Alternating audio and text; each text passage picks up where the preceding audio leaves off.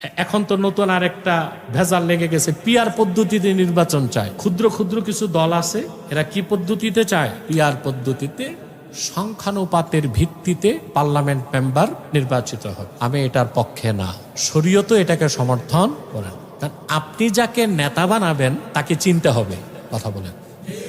কিন্তু পিআর পদ্ধতির নির্বাচন হচ্ছে ব্যক্তিকে ভোট দিলেন না, মার্কাকে ভোট দিলেন, তাকে।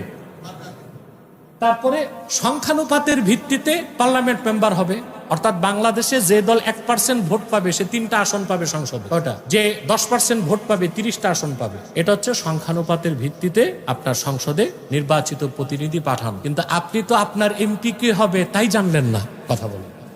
তো পরবর্তীতে দেখা গেল সংখ্যানুপাতের ভিত্তিতে নির্বাচন হয়ে গেল, আপনার এলাকার ভাগে পড়লো এমন এক এমপি যে মাদারজাত চোর। আমি কিন্তু গালি দেই নাই, মাদারজাত চোর মানে জন্মসূত্রে চোর, মানে ওর বাপও চোর ছিল, ও কি চোর, কিছু করার থাকবে?